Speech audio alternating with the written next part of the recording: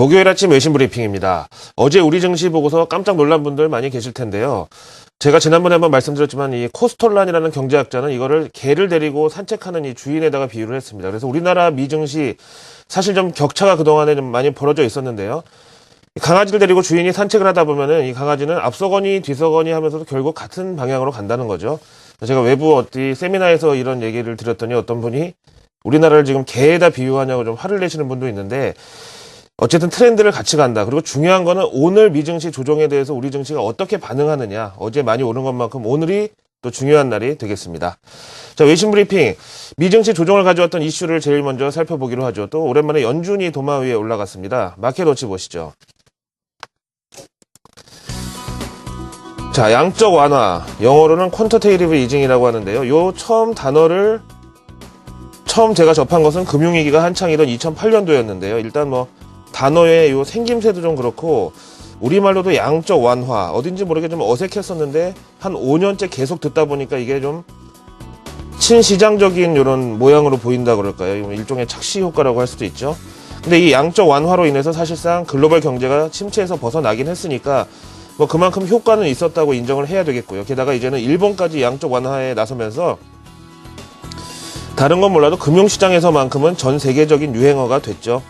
근데 뭐든지 이 과유불급이라고 오늘 공개된 연준의 1월 FOMC 의사록을 보면은 연준 내부에서 이 양적 완화에 대한 논의가 다시 가열되고 있다는 것이 확인이 되고 있고, 그래서 제가 처음 이 외신 봤을 때는 연준이 나왔는데 이게 왜 수술 장면이 나왔을까 생각을 해봤는데 제목에 표현해놓은 대로 이제는 양적 완화가 수술대에 오를 시점이 다가오고 있다, 이런 내용이죠. 근데 우리가 생각하기에 미국의 연방준비제도 이사회라는 이 연준은 달러를 마음대로 찍어내는 이 발권력을 갖고 있기 때문에 어떨 때는 이거를 달러를 왕창 찍어내서 시중에 막 돈을 쏟아붓고, 또 어떤 때는 달러를 싹 걷어들여서 소각해버리고, 이렇게 무소불위의 권력을 가진, 그리고 뭐랄까요, 좀 상당히 신비감 있는 기관으로 알고 있는데요. 그래도 미국의 중앙은행 입장이다 보니까 연준은 형식적이긴 해도 장부가 존재를 하긴 합니다. 그래서 지금 연준 대차 대조표상 양적 완화에 이 담보로 잡아놓은 채권이 너무 많이 쌓여 있고, 대신에 시중으로 나간 현금은 몇 조 달러에 이른다는 내용이 쭉 나와 있고요. 그러다 보니까 연준 내부의 임원들은 이제 다른 건 몰라도 미 증시를 보면은 5년 내 최고를 기록하는 등 누가 봐도 충분히 퀀터테이티브 이지드, 그러니까 양적 완화가 된 것 같으니까 이제 우리도 국채 채권 매입을 그만둬도 되지 않느냐, 이런 매파적인 임원들의 목소리가 커지고 있다는 설명입니다. 또한 누가 뭐래도 지난 몇 년간 이 양적 완화 작업을 진두지휘를 했던 비둘기파의 수장 버냉키 연준 의장이 내년 1월로 임기가 종료되는 만큼 레임덕 상황이 시작됐다고도 볼 수 있고요. 그렇다면 앞으로 FOMC나 의사록이 공개될 때마다 이와 같은 출구 전략에 대한 논의는 더욱 활발해질 것이고, 앞으로는 항상 시장을 오르는 데 도움이 됐던 버냉키 효과 혹은 버냉키 풋, 이런 연준이 갖고 있는 친시장적인 표현은 조금 분위기가 반전돼야지 맞지 않겠느냐, 이런 생각을 떠올리게 하는 외신이었습니다. 양적 완화가 당연히 우리 증시에도 도움이 되고, 양적 완화에 대한 이 스탠스가 흔들린다는 건 국내 증시 외국인들에게도 당연히 좋지 않은 영향력을 주겠죠. 상식적으로 한번 생각해 보시면 되겠습니다. 다음 블룸버그 통신 보시죠. 이번 주 일요일 이탈리아에 총선이 있고, 또 여기에 대한 경계감 때문에 이탈리아 증시 오늘 한 1% 가까이 아까 하락 마감한 것을 보셨는데요. 여기에 대해서 버냉키 랠리 앞에서 말씀드렸지만 몬티 랠리가 이제 종료를 앞두고 있다는 외신이 나왔습니다. 블룸버그 통신입니다. 이번 주 일요일 있을 이탈리아 총선에서는요, 지난 2년간 이탈리아의 재정 개혁을 이끌어온 마리오 몬티 대신에 긴축에 반대하는 서민들의 이런 포퓰리즘을 등에 업은 베를루스코니 전 총리가 다시 재집권할 가능성이 높아지면서 금융시장에서는 지난 2011년 11월 마리오 몬티 총리가 취임한 이후 이탈리아 국채에 투자를 했다가 약 28%의 수익을 올렸던 투자자들이 이제는 서서히 이탈리아 국채 시장에서 빠져나가려는 움직임을 보이고 있다는 설명입니다. 이것도 뭐 출구 전략이라고 봐야 되나요? 정치적인 거죠. 그 정황상 사실 이탈리아 국민들은 그야말로 뼈를 깎는 고통으로 긴축에 동참을 해왔지만, 또 이럴 때는요, 옆에서 슬슬 불만을 부추기는 세력들이 있죠. 여기서는 그야말로 이렇게 포퓰리즘이라고 표현을 하고 있고요.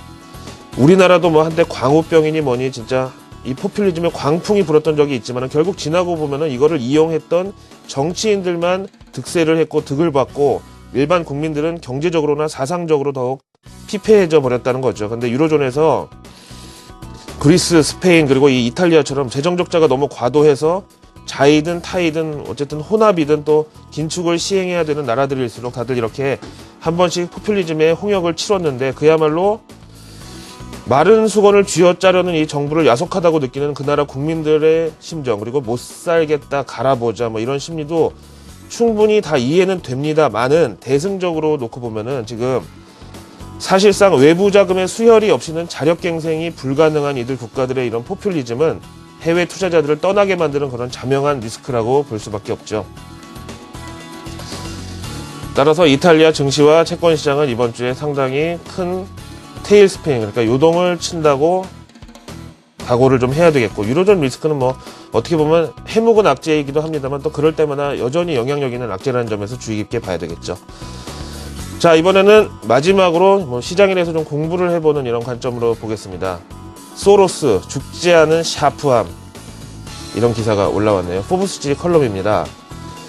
우리나라에서도 뭐 그 친구 참 샤프하게 생겼네 할 때 이런 표현이 여기서도 또 등장을 하고 있고요.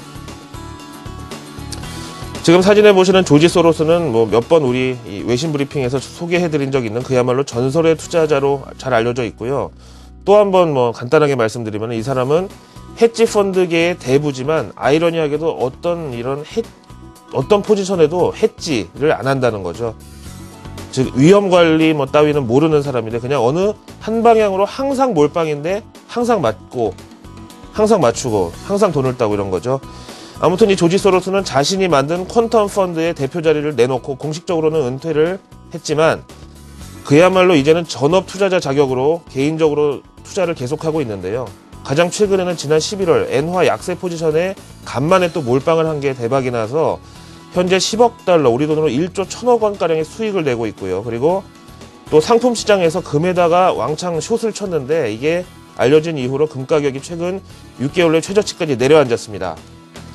이 소로스 정도 되면은 뭐 시황이 옳든 틀리던 사람들이 뭐 무조건 왕창 따라가고 이런 사람들이 있기 때문에 글쎄요, 뭐 샤프하다기보다는 좀 무식한 투자라는 표현이 차라리 어울릴 수도 있는데요. 어쨌든 이렇게 시장을 그리고 차트를 마음대로 만들어내는 거는 정말 부럽고요. 만약에 소로스가 우리나라에 있었으면 벌써 몇 번 이제 붙들려 갔겠죠. 그래서 이 그래프에 보시면은요, 엔화로 표시된 금 가격이 저만큼 올라갔다. 이거를 환율처럼 해석을 하시면은요, 금에 대한 엔화의 가치가 급락한 것으로 설명이 가능하죠. 그러니까 결국은 엔화 약세에 베팅하고 금도 약세에 베팅한 것도 역시 형태만 달랐지 한쪽으로 몰빵을 한 것이죠. 그래서 그 밑에 보시면은 우리 이제 이 대한민국을 비롯해서 러시아, 브라질 같은 이 신흥 국가들은 금 보유량을 꾸준히 늘려왔는데 최근 이렇게 금 가격이 급락했다는 것은 단순히 뭐 국부가 감소했다는 것도 있겠고 또 우리나라 환율 떨어진 것과 더불어서 어떻게 보면 이중고라고 봐야 되겠죠. 그러는데 이런 추세가 반전되기 위해서는 역시 소로스가 엔과 금의 이 숏 포지션을 청산했다는 뉴스가 나오는 시점이 상당히 중요하다고 또 말씀을 드리겠습니다. 언제까지 시장을 만들어갈지 뭐 지켜볼 수밖에 없는 그런 상황이고요. 자, 외신 브리핑 이제 시간이 다 됐습니다. 오늘 준비한 내용 모두 전해드렸습니다.